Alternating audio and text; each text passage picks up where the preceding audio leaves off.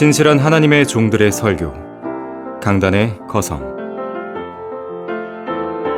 왜곡된 교회들이 어설픈 전도로 복음이 참 무색하게 된 슬픈 현실을 보게 됩니다. 그러나 복음과 진리가 변한 것은 결코 아니기에 우리는 그 자랑스러운 복음을 전해야만 합니다. 이 시간 복음을 부끄러워하지 않는 사람들이란 제목으로 부산 성경침례교회 조도희 목사가 말씀을 전합니다. 본문은 로마서 1장 16절에서 17절입니다. 자, 복음을 부끄러워하지 않는 사람들이라고 하는 제목으로 말씀드리겠습니다. 복음을 부끄러워하지 않는 사람들. 하나님의 말씀은 계시의 책인데 하나님의 말씀을 통하여 하나님의 누구신가를 알 수 있게 해 주시지요. 하나님은 사람을 하나님의 형상대로 창조해 주신 창조주이신데 왜 그 형상을 잃어버림으로 말미암아 이 죄로 인해서 인생의 무거운 짐을 지고 살아갈 수밖에 없는 것인가? 그 원천에 해당되지 않는 마귀를 계시해 주는 책이기도 하죠. 나는 누구인 것인가? 성경이 아니면 나의 분명한 구체적인 정체성을 알지 못하는데 나를 알게 해주는 책이기도 합니다. 어떻게 하면 하나님으로부터 하나님께 돌아가고 하나님께서 본래에 계획하신 창조의 목적대로 살아갈 수 있는 것인가? 죄 문제를 해결하는 것이고 저주를 풀어주시는 것인데 그 방법은 무엇인가? 그렇게 되려면 어떻게 해야 되는 것인가? 그 성경의 목적이죠. 그래서 우리는 부지런히 성경을 읽고 공부하고 또 성경을 듣는 이유가 거기에 있는 것입니다. 나는 누구인가? 내가 사랑하는 것들은 무엇인가? 같은 말입니다. 나는 누구인가? 내가 관심을 갖고 있는 것들은 무엇인가? 같은 말이에요. 내가 사랑하는 것을 얻기 위해서 나는 무엇을 포기해야 되고 무엇을 더 나아가서 미워해야 되는 것인가? 내가 건강을 소중하게 여긴다고 한다면 그 건강을 해치는 방해 요소들은 무엇들인 것인가? 나는 그 건강을 잘 유지하기 위해서는 습관이 결정적일 텐데 그 습관을 들이는 데 있어서 무엇이 필요하고 그 습관이 되지 못하게 방해하는 것들은 무엇인가? 나를 정의하는 것들이죠. 오늘 본문 말씀은 사람들에 대해서 언급하고 있는 것인데 복음을 부끄러워하지 않는 사람들입니다. 성경대로 믿는 사람이겠죠. 누가 성경대로 믿는 사람이겠습니까? 하나님을 사랑하는 사람이에요. 하나님을 사랑하는 사람은 복음을 부끄러워하지 않는 사람입니다. 오늘 본문 말씀을 통해서 두 가지로 하나님을 사랑하는 사람과 사랑하지 않는 사람의 특징 살펴보도록 하죠. 첫 번째로 하나님을 사랑하지 않는 사람은 복음을 부끄러워합니다. 하나님을 사랑하지 않는 사람은 복음을 부끄러워하는 사람인 것이에요.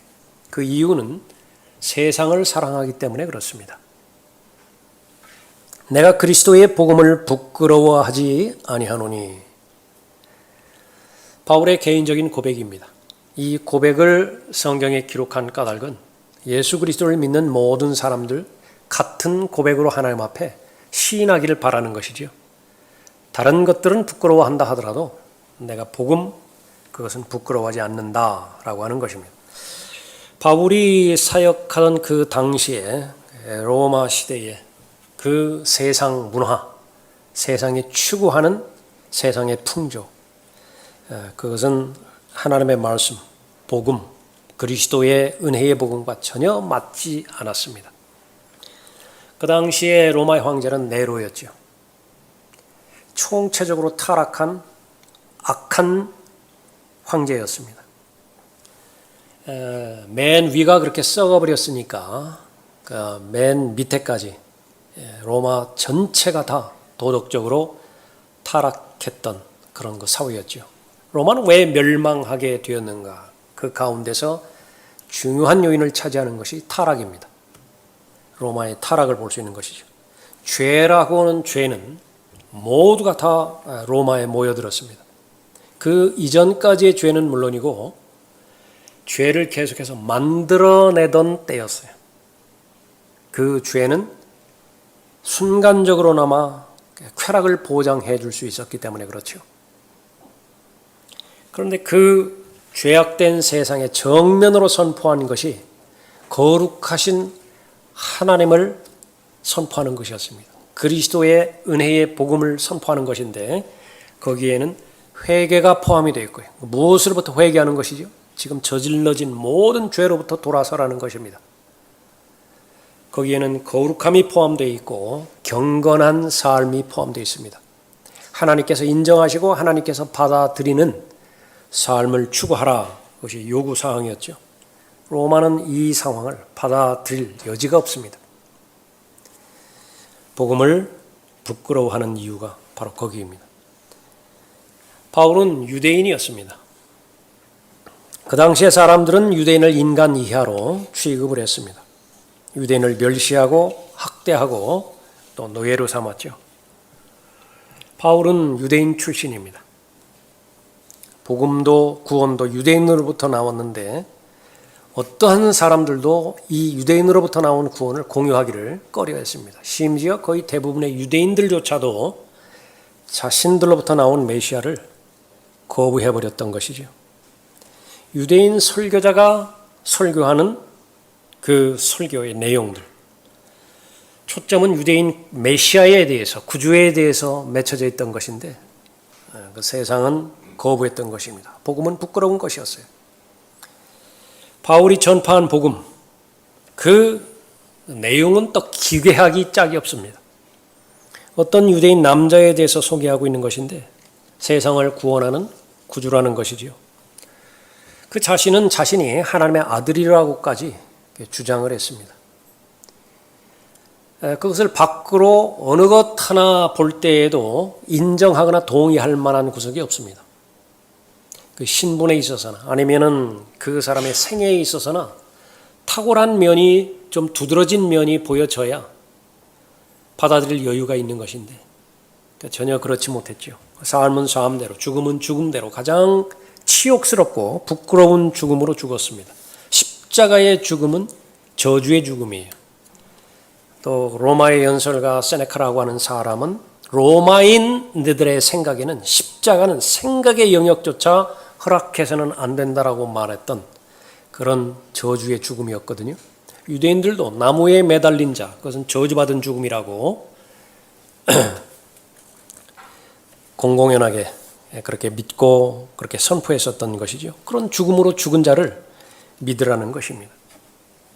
십자가를 전파하는 것이 멸망하는 자들에게는 어리석은 것이지만 고린도전서 1장 18절 말씀인데 그렇습니다.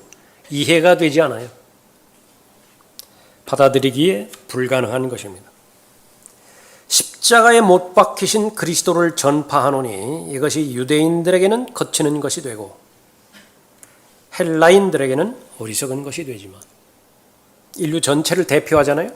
유대인과 이방인으로 나누어져 있는데 그 이방인을 대표해서 헬라인이라 그렇게 말했습니다. 유대인은 유대인대로 거치는 것이 십자가이고요. 헬라인은 헬라인대로, 문명인은 문명인대로 십자가를 받아들이기에 불가능한 것입니다. 세상은 복음을 원하지 않습니다. 이 복음을 전파하는 사도 바울의 삶만, 생애만 그렇게 본다 하더라도 그것이 무슨 진리를 전파하는 사람의 삶을 어느 것 하나 대표하지 못합니다. 예수 그리스도의 생애가 처음부터 끝까지 초라했듯이 바울의 생애도 너무나 초라한 삶이었습니다. 십자가를 들고 전파하는 곳곳마다 사람들의 원수가 되었고요. 사람들이 조롱했고 사람들이 박해했습니다. 투옥시켰고 잔인하게 되었어요. 예수 그리스도를 대했던 것이나 바울을 대했던 것이나 차별이 없었습니다. 빌립보에서 투옥되었고요. 계속해서 도망다녔고 데살로니가에서 도망쳤고 기껏 베레아까지 갔는데 또 거기에서도 박해를 당했죠. 아테네에서는요. 철학자들의 심한 조롱을 받았고 고린도에서는요 바보 소리를 받았습니다. 조금 전에 살펴봤던 고린도전서 1장 18절 말씀이라든지 어리석도다 어리석도다 바보다 바보다. 그리스도인이 되기를 거부하는 싫어하는 가장 큰 요인 가운데 하나가 세상 사람들로부터 바보 취급당하지 않기 위해서입니다. 예수 그리스도를 개인의 구주로 영접하지 못하는 가장 큰 요인은요 겁쟁이이기 때문에 그래요. 세상으로부터 조롱당하기를 싫어하기 때문에 어리석은 사람 취급당하지 않기 때문에 그런 것입니다. 복음을 부끄러워하는 본질적인 영적인 이유, 그것은 바로 죄를 모르기 때문에 그렇죠. 내가 그리스도의 복음을 부끄러워하지 아니하노니 이는 이 복음이 믿는 모든 사람을 구원에 이르게 하는 하나님의 능력이 됨이라.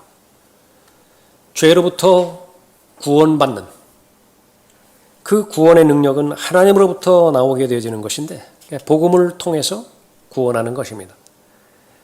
이 복음은 죄가 없다고 한다면 불필요한 것이겠지요. 이 복음은 하나님의 심판과 지옥에 대한 형벌, 그것이 없다고 한다면 굳이 복음이 필요 없겠죠. 감염될 위험이 없는데 백신이 왜 필요하겠어요? 사람은 본능적으로 태어날 때 본성적으로 하나님을 대적하는 성품을 가지고 태어납니다. 아담의 성품이죠. 이 성품은 환경이 개선된다고 해서 해결되는 것이 아닙니다. 개인이 노력한다고 해서 그 성품이 변화될 수 있는 것도 아닙니다. 어떤 사람이라 최소한 한 사람이라 하더라도 자신의 마음의 결심으로 자신이 이 죄 문제를 궁극적으로 해결할 수 있는 여지가 있다고 한다면 예수 그리스도는 십자가에 죽으실 이유가 없어요. 죽으실 필요가 없는 것입니다. 그것은 원천적으로 불가능하기 때문에 예수 그리스도께서 십자가에서 고난당하시고 박해당하시고 피 흘려 죽으셔야 했던 것입니다. 그 십자가가 필요 없다고 하는 모든 사람은요, 예수 그리스도께서 헛되이 죽으신 것입니다. 신학은 계속해서 발전하죠.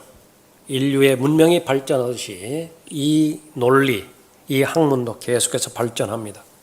그 결과는 무엇이냐 그러면 지옥을 불신합니다. 왜냐하면 부끄럽기 때문에 그래요. 지옥을 말하는 것은 아주 수치스러운 신학이에요. 그러나 지옥이 없다고 가르친다고 한다면 예수 그리스도의 가르침은 거짓이 되는 것이 그 결론입니다. 예수 그리스도는 자신의 설교 가운데서 최소한 3분의 2 이상은 지옥에 대해서 전파하셨고요. 그 결론은 지옥에 가지 말라는 것입니다. 사람으로서 절대로 가서는 안 되는 곳이 지옥이라고. 지난주에 거리에서 설교할 때, 이 복음을 증거할 때 한 고등학생 정도 되는 아이에 갔습니다. 그러니까 용기를 내서 그 설교자의 설교에 대해서 반응을 합니다. 아주 너무 불쌍하더라고요.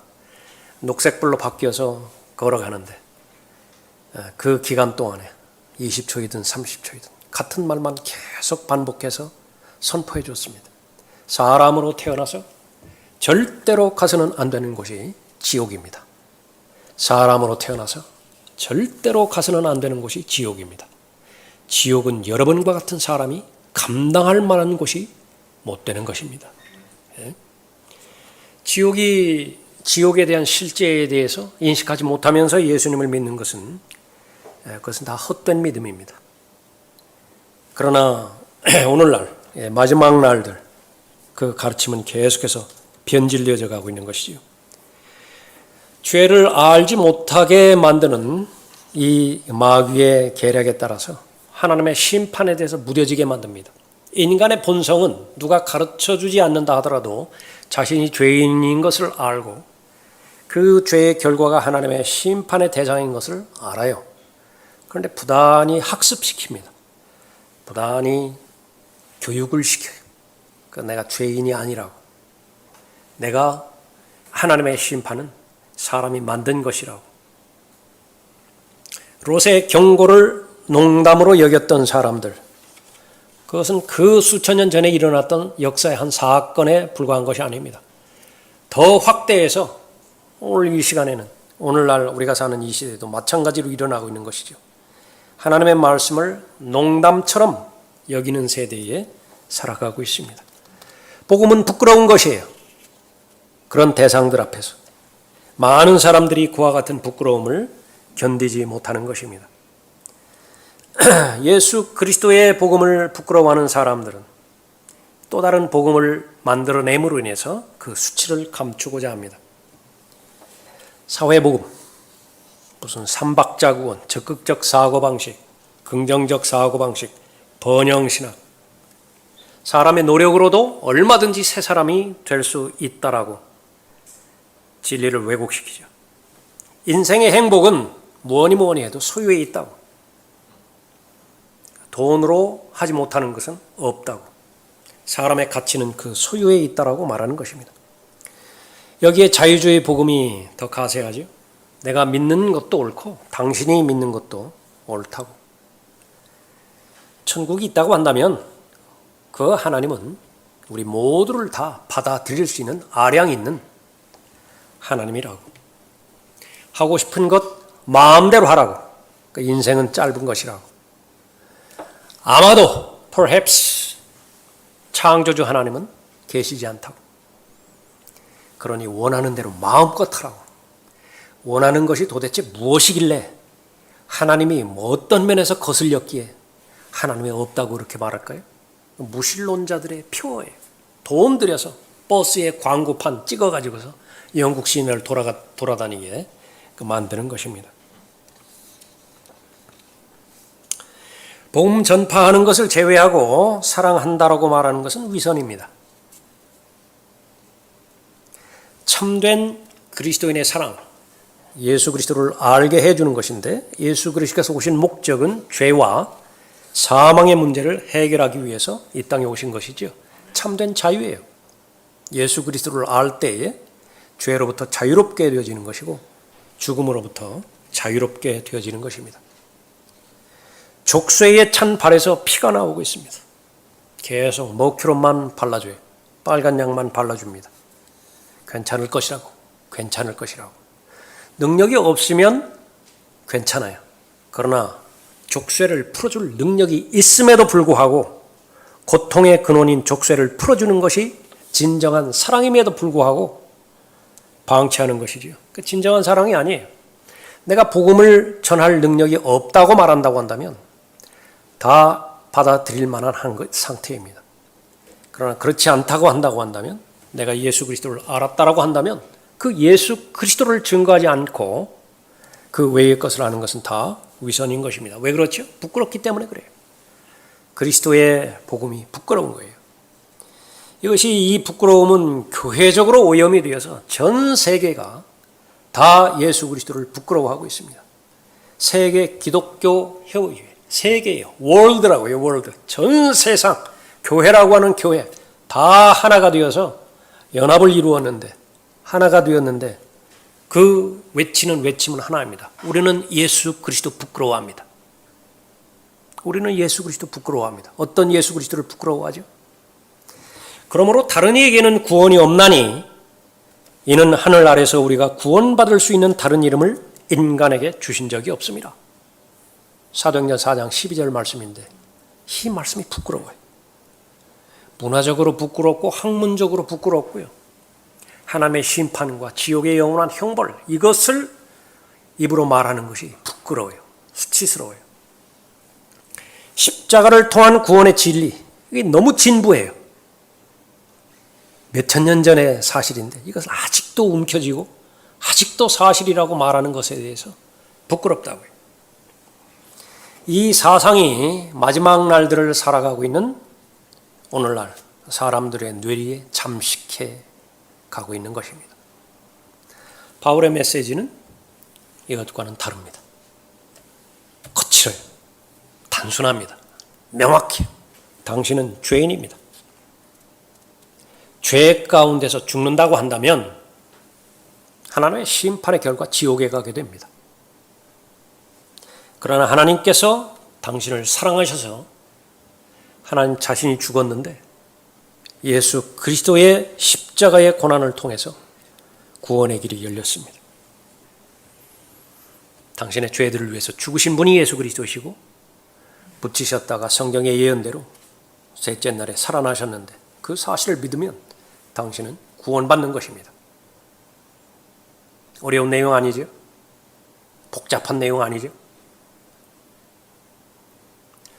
하나님을 사랑하지 않는 자들은 그리스도의 복음을 부끄러워합니다.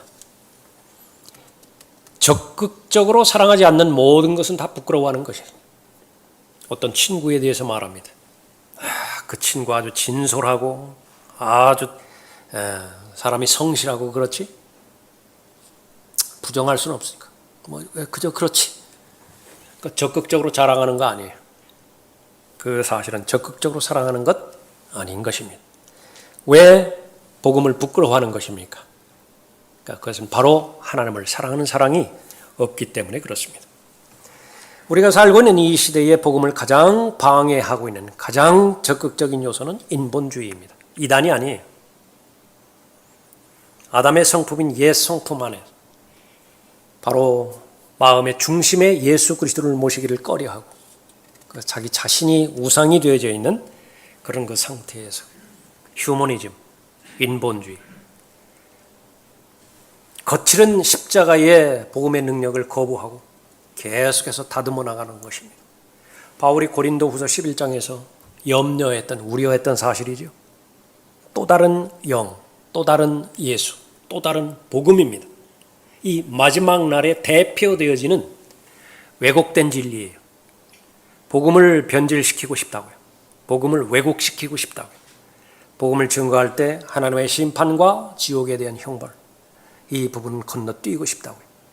굳이 참된 기독교 신앙 안에만 영원한 생명의 보장이 있는 것이 아니라 죄사함의 진리가 있는 것이 아니라 불교에도 있고 진실하기만 하다고 한다고 한다면 다른 많은 종교에도 하나님께서 용납하시고 하나님께서 수용하실 만한 종교가 있다고 말하고 싶다고요. 복음을 부끄러워하지 않는 사람들, 성경대로 믿는 사람들입니다. 하나님을 사랑하는 사람이 성경대로 믿는 사람이죠. 두 번째로 하나님을 사랑하는 사람은 그리스도의 복음을 부끄러워하지 않습니다. 바울은 왜 복음을 부끄러워하지 않았습니까? 무엇이 복음이 죽음 임박한 직전까지 하나님의 영광을 위해서 복음의 증인으로서 그리스도를 대신한 대사로서 복음을 지속적으로 전파할 수 있었습니까? 바로 믿음이었죠. 복음이 믿는 모든 사람을 구원에 이르게 하는 하나님의 능력이 되기 때문이라 말하고 있습니다. 내가 그리스도의 복음을 부끄러워하지 아니하노니 이는 이 복음이 믿는 모든 사람을 구원에 이르게 하는 하나님의 능력이 됨이라. 구원이라고 하는 문제에 있어서 우리는 너무나 자주 들었기 때문에 그것은 하나님이시기 때문에 너무 당연하게 구원하시는 것이라고 잘못 생각할 수 있습니다. 그러나 그렇지 않습니다. 성경을 통해서 계시된 하나님의 성품, 그것은 제일 첫 번째로 거룩하신 분이시죠. 얼마만큼 거룩한 분이냐? 아무리 성실하게, 아무리 신실하게 하나님을 섬겼던 분이라 하더라도요, 성경의 계시의 내용이라고 한다면 그분을 보면 본 즉시로 죽어요. 그것이 성경을 아는 사람의 고백입니다. 이 사실을 모르는 사람들이 농담 삼아서 하나님을 보여주면 믿겠다라고 하는지만은요, 그럴 여유가 없어요. 하나님을 보자마자 죽어요. 거룩하신 분입니다. 그분 앞에 죄가 용납될 수 없기 때문에 그런 것이죠.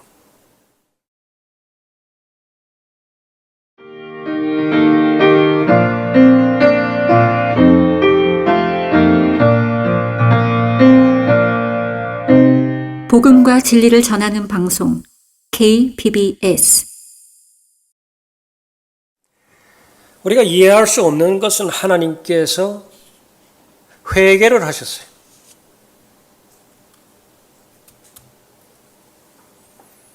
하나님께서 회개를 하셨습니다. 하나님께서 죄에 대해서 돌이킬 수는 없으시니까 하나님께서 계획을 돌이키셨다 그렇게 받아들이는 것이 repent입니다. 죄의 삭은 사망이에요. 첫 번째 사람이 하나님의 말씀에 불순종한 그 순간 그 사람의 영은 죽어버린다고요. 그것이 너무나 합당한 이치예요. 너무나 당연한 결과인 것입니다. 그런데 하나님께서 가죽옷을 해입혀서 구원의 길을 열어주셨습니다. 이것은 아주 극히 예외 상황이에요.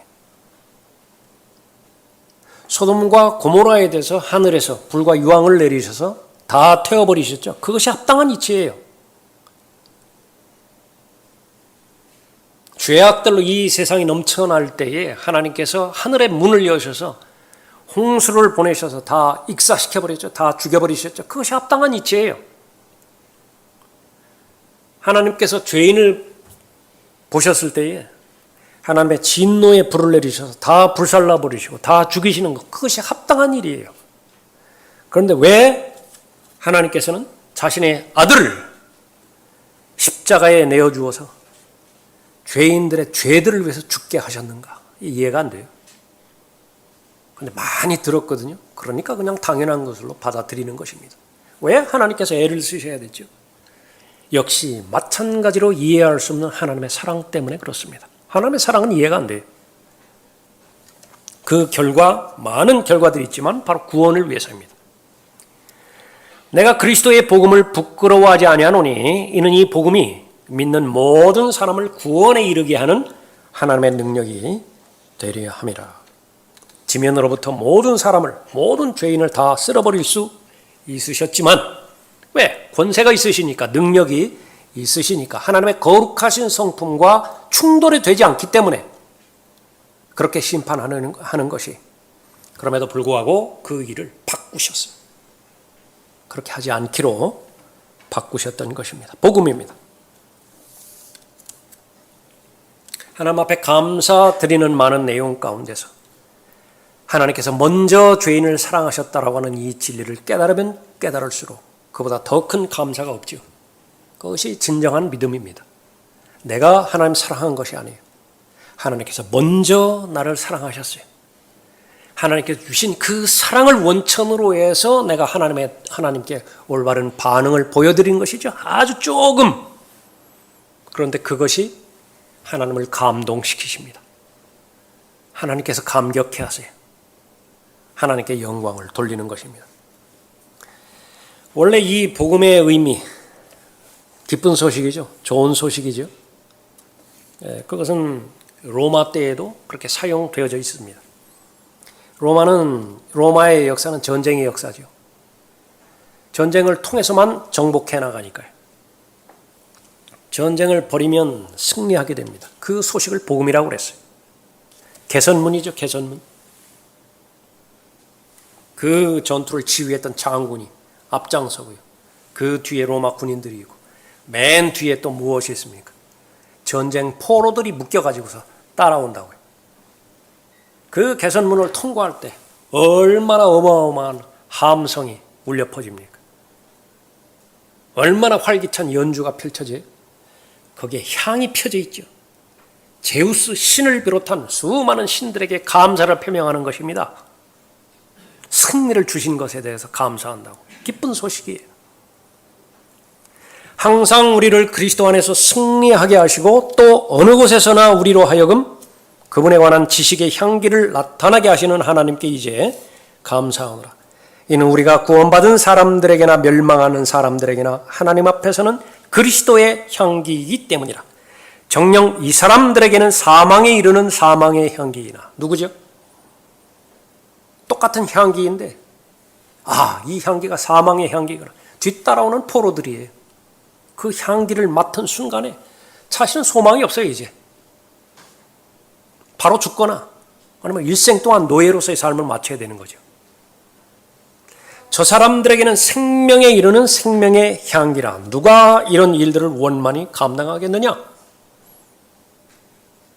그리스도네, 구원받은 그리스도인에게 있어서 예수 그리스도의 복음은 향기예요.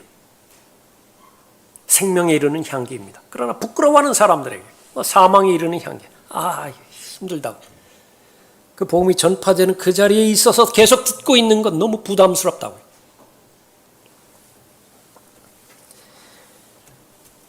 로마는 정복의 국가를 대표하는 제국이었으니만큼 늘 승리하는 자였습니다. 이겨요. 싸움만 하면 이깁니다. 그에 비해서 예수 그리스도의 복음을 들고 나가는 사람들은 늘 박해의 대상이었어요. 아주 초라한 삶으로 일관했습니다. 무엇에 비유를 했느냐? 도살당할 양 같아요. 세상 한복판에 있는 그리스도의 복음을 소유한 사람들은 도살당할 양이에요. 기록된 바와 같으니 우리가 주를 위하여 온종일 죽임을 당하였으며 도살당할 양으로 여김을 받았나이다라고 하였느니라. 그러나 이 모든 일에서 우리를 사랑하시는 그분으로 말미암아 우리가 이기는 자들보다 누구라고요? 박해자들. 로마 제국의 황제부터 시작해서 모든 군인들 이기는 자들이에요. 그러나 우리가 이기는 자들보다 더 나으니라. 어떤 사람이 이 고백을 할 수 있습니까? 하나님을 사랑하는 사람이에요. 그 사람은 그리스도의 복음을 부끄러워하지 않는 것입니다. 바울은 이 복음의 능력을 알았습니다. 나는 내게 능력 주신 그리스도 예수 우리 주께 감사하노니. 무엇을 주셨다고요? 그 능력을 주셨습니다. 어떤 능력을 주셨는가? 죄로부터 이길 수 있는 능력을 주셨고, 죽음으로부터 해방될 수 있는 능력을 주셨고, 영원한 정죄로부터 면제받을 수 있는 능력을 주셨어요. 더 나아가서 예수 그리스도와 동행하는 가운데 하나님의 영광에 직접적으로 도구가 되어질 수 있는 그런 능력을 받은 것입니다. 감사했다고. 이는 그분께서 나를 친실하게 여기셔서 내게 직분을 맡기심이라. 그런데 잊지 않는 것이요. 구원받기 이전의 자신의 상태. 세상의 십자가를 부끄러워한다 하더라도, 세상에 예수 그리스도를 수치스러워한다고 하더라도 자신만큼 부끄러워한 사람이 없어요. 죄인들은 십자가를 부끄러워하는데 그 죄인들 다 모아놓다 하더라도 자신보다 덜 부끄러워한 거예요. 죄인들의 우두머리였어요. 자기가. 전에는 내가 하나님을 모독하는 자요, 박해하는 자요, 중상하는 자였으나 오히려 자비를 입은 것은, 이것도 설명이 불가능하죠. 그 어느 누구보다도 죄가 더 많은 자였는데, 죄인들의 우두머리였는데 가장 큰 자비를 받았어요. 오히려 자비를 입은 것은 내가 믿지 아니하였을 때 모르고 행하였습니다. 우리 주의 은혜가 그리스도 예수 안에 있는 믿음과 사랑과 더불어 넘치도록 풍성하였도다. 그리스도 예수께서 죄인들을 구원하시려고 세상에 오셨다는 이 말씀은 신실하며 온전히 받아들이기에 합당하도다. 죄인들 중에서 내가 우두머리라. 디모데전서 1장 12절 이후에 말씀입니다. 구원받기 이전에 바울의 생, 너무나 수치스럽고 가증스럽고 부끄러운 생이었지만은요, 감사하게도 하나님께서는 그 구원받기 이전의 상태는 다 묻어버리십니다. 절대로 들추지 않으세요. 변화된 바울의 복음에 대한 반응, 자랑할 건 많이 있지만 십자가를 자랑하는 것보다는 비교가 안 돼요. 그러나 나에게는 우리 주 예수 그리스도의 십자가 외에는 결코 자랑할 것이 없나니 그로 인하여 세상이 나에게 십자가에 못 박히고 나도 세상에게 그러하니라. 그리스도의 복음을 부끄러워하는 것은 세상의 속성이기 때문에 자연스러운 것입니다. 그러면 그 부끄러움부터 자유로울 수 있는 것은 세상에 대해서 죽는 길 외에는 없어요. 무슨 각오를 하고 결심을 하고 부끄러워하지 말아야지. 그러니까 며칠 가나요? 그러니까 며칠 가느냐고요, 그것이. 원천적으로는 죽어야 돼요. 그런데 그 십자가의 능력이 그것을 가능하게 만드는 겁니다. 바울의 고백이에요. 그로 인하여 세상이 나에게 십자가에 못 박히고 나도 세상에게 그걸 하니라. 그 지긋지긋한 죄의 중독으로부터 벗어났으면, 그 지긋지긋한 도박의 중독, 마약의 중독, 술 중독, 불가능한 거예요. 원하기는 철석같이 원한다고요. 나도 좀 사람답게 살아봤으면, 나도 좀 정상적으로 살아봤으면, 죄가 놔주지를 않아요. 그러니까 유일하게 해결될 수 있는 길은 죄에 대해서 죽는 것인데 30년 살아보고 60년 살아보고 경험이 말해줄 수 있지. 그것만큼 불가능한 것은 없어요. 죽었는가 싶으면 다시 살아나고 죽었는가 싶으면 다시 살아나고 살아날 때마다 그것은 2배, 5배 더 강하게 나를 짓눌러요. 용수철이 계속해서 눌러지면 눌러질수록 나중에 폭발할 때 그 탄성은요 수십 배의 힘으로 나를 가해버리는 것입니다. 내가 나 자신을 포기할 때 십자가는 그것을 가능하게 하는 것입니다. 그리스도인, 성경에 계시된 그리스도인, 이 일을 위해서 태어난 사람이에요. 삶의 모습은 다양합니다. 삶의 규모도 다양합니다. 그럼 믿음의 창시자의 완성자이신 예수 그리스도를 주로 고백하는 사람이죠. 그러니까 무엇을 위해서 이 세상을 살아가는 것이냐? 그것은 바로 부활의 증인으로서 그리스도의 복음을 증거하기 위해 살아가는 것이죠. 어떤 사람은 직장에 다니게 하면서 복음을 전하게 하십니다. 어떤 사람은 물건을 팔면서 복음을 전하게 하세요. 어떤 사람은 거리에서 설교하게 함으로 인해서 불특정 다수에게 복음을 들려주는 것입니다. 어떤 사람은 죽어가면서 복음을 전하기도 합니다. 침몰해가는 타이탄호에서 마지막 남은 의식, 마지막 남은 순간 주 예수 그리스도를 믿으라. 자신이 복음은 알고 있는데 그 복음을 전해줄 수 있는 체계적으로 훈련이 잘 준비가 되어 있어요. 외칩니다. 여기 목사님 있어요. 목사님 있어요. 여기 복음을 알고 있는 사람 있습니까? 복음을 알고 있는 사람 있습니까? 전해달라는 거예요. 비행기에서 무슨 환자 생기면 여기 의사 없느냐고 간호사 없느냐고 그렇게 외치듯이. 그리스도인들, 예수 그리스도를 자랑하는 일 외에 할 일이 없는 사람들입니다. 좀 강하게 말했나요? 그것이 삶의 우선순위란 말이죠. 그것이 삶의 우선순위에 정착됐을 때 그 사람이 하고 있는 모든 일들은 다 의미가 있습니다. 다 만족을 주는 것이. 하나님을 사랑하는 사람들입니다. 복음을 부끄러워하지 않는 사람들이죠. 이는 내가 그를 알고 그의 부활의 능력과 그의 고난의 교제를 알아 그의 죽음의 본을 따르려 함이라. 빌립보서 3장 10절 말씀인데 부활의 능력을 알아야 되는 것이 바로 예수 그리스도를 믿는 그리스도인인데 그 전제 조건은 죽음에 동참하는 것입니다. 예수 그리스도의 죽음에 동참할 때에 부활의 능력을 받게 되어지는 것입니다. 하나님의 능력, 구원할 수 있는 하나님의 능력, 차별이 없습니다. 믿기만 한다라고 한다면 모든 사람을 구원에 이르게 하는 하나님의 능력이 돼요. 이는 이 복음이 믿는 모든 사람을 구원에 이르게 하는 하나님의 능력이 됨이라. 첫째는 유대인에게요. 또한 헬라인에게로다.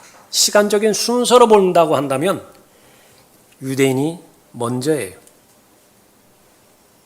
그 시간이 흐른 다음에 동일한 특권이 이방인들에게 주어지는 것이죠.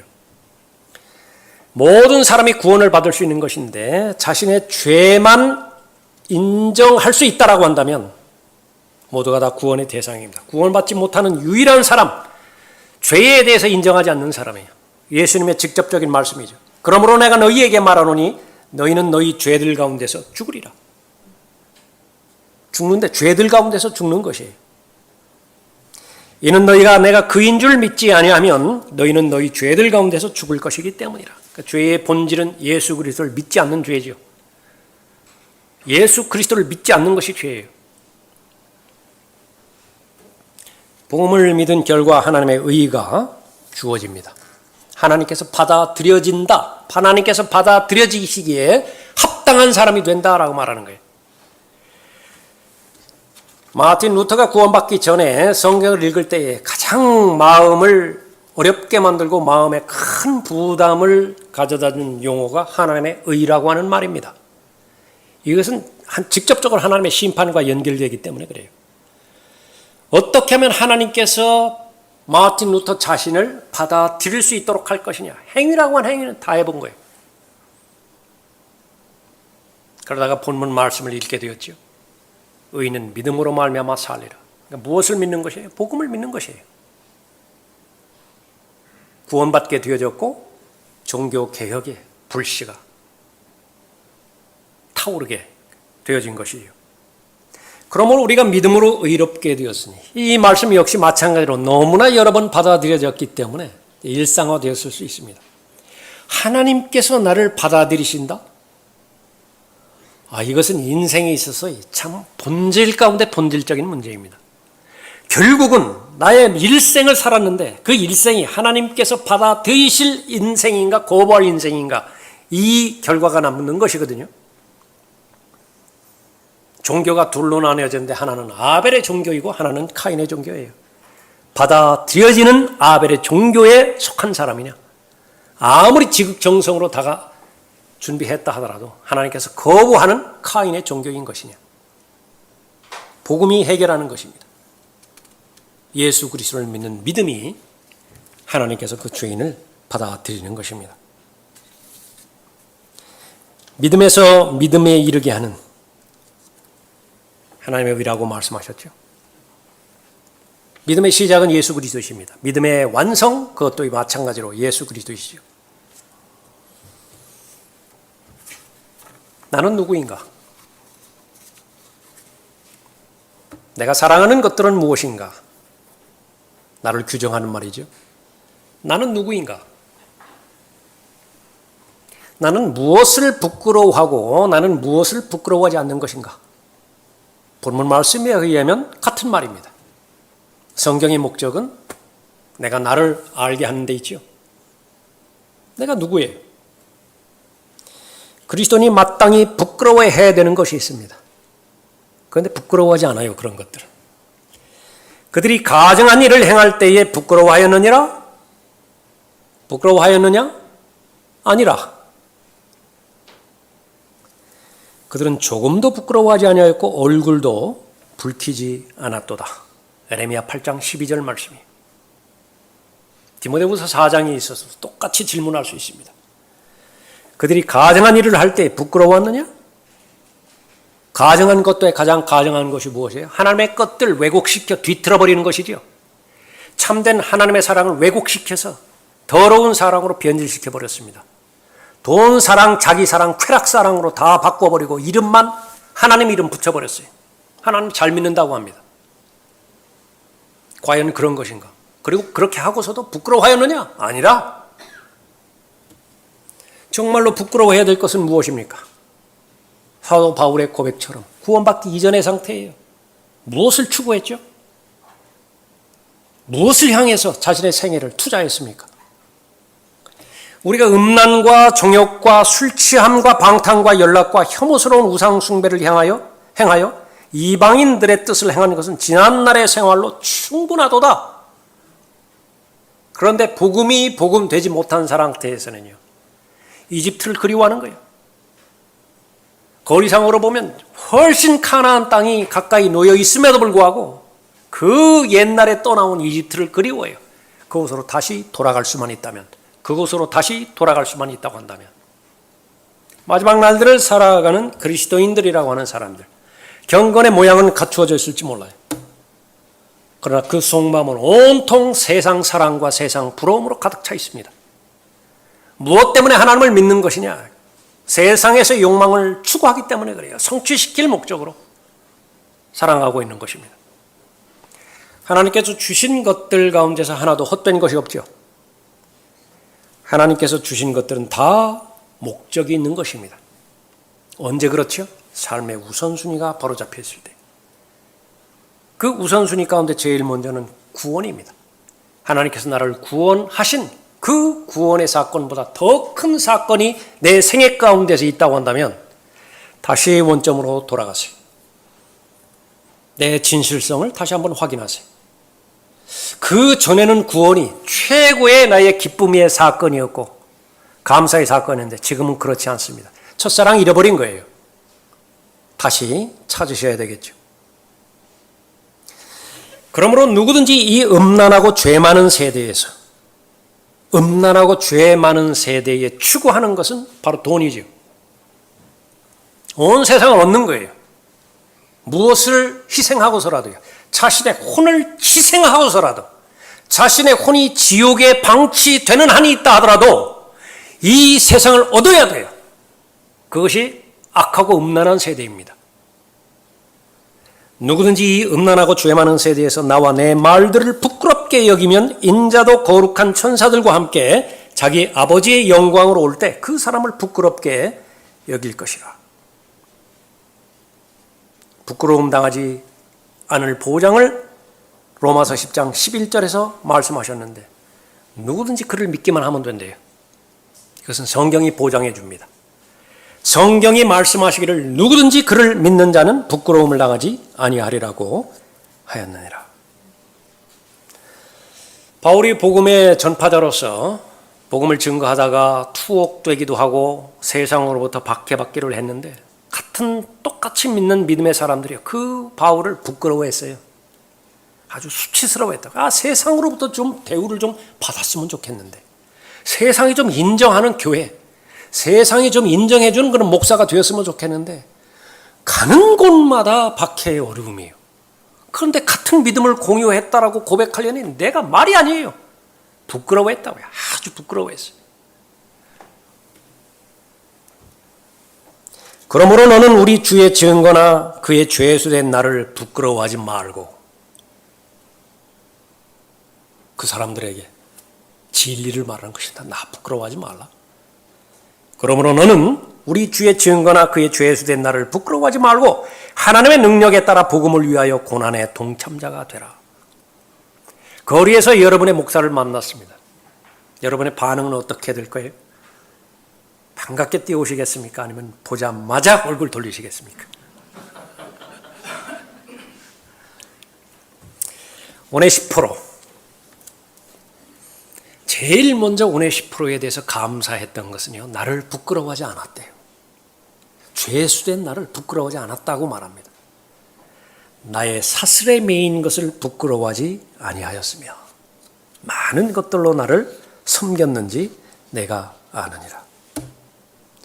누가 그리스도의 복음을 부끄러워하지 않습니까? 하나님을 사랑하는 사람이에요. 얼마든지 복음을 부끄러워합니다. 거기에서 예외되는 사람 아무도 없어요. 바울도 복음을 심히 부끄러워했습니다. 심지어 구원받은 이후에 그리스도의 제자들 가운데 몇은요, 그리스도의 복음을 심히 부끄러워했어요. 나중에 가서야 그 부끄러움을 극복했습니다. 결론은 한 가지입니다. 하나님을 사랑하는 사람들, 궁극적으로 그 부끄러움을 극복할 것이, 그 사람은 자랑하는 사람이죠. 그러나 나에게는 우리 주 예수 그리스도의 십자가 외에는 결코 자랑할 것이 없나니 그로 인하여 세상이 나에게 십자가에 못 박히고 나도 세상에게 그러하니라. 누구든지 믿는 자에게는 구원에 이르게 하는 하나님의 능력입니다. 바울은 유대인에게나 헬라인에게나 누구에게나 있어서 돈을 얼마 꾼 적이 없어요. 고백합니다. 나는 빚진 자라고. 그 빚을 갚기 위해서 내일 모레로 미루지 않습니다. 한 달, 두 달 뒤로 미루지 않아요. 지금 계속해서 그 빚을 갚을 준비가 되어 있다고 말합니다. 그런데 그것이 부끄러운 일이 아니라 마땅히 해야 할 일이라고 말합니다. 만약에 이것을 뒤로 미룬다든지 나와는 무관한 일이라고 받아들인다라고 한다면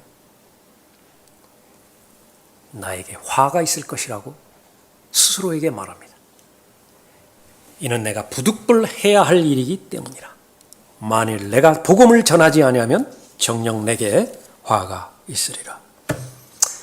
여러분은 무엇을 위해서 가장 먼저 기도합니까? 많은 필요한 것들이 있죠. 그 가운데 오늘 본문 말씀을 추가하십시오. 복음을 증거할 열정을 지속적으로 주십시오. 위로부터 하나님의 사랑이 먼저 내게 임하지 않는다고 한다면 나는 복음을 부끄러워할 수밖에 없습니다. 그 복음이 복음의 자리에 위치하지 않는다고 한다면 다른 것들이 대체해요.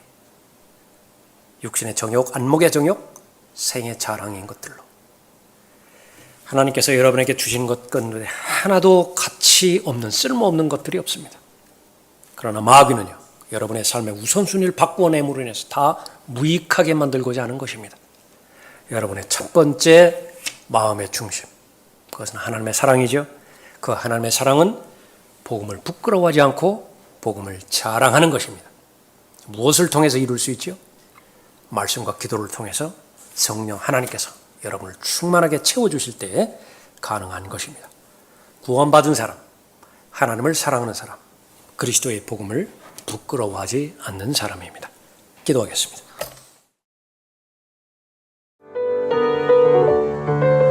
이상 강단의 거성을 마치겠습니다.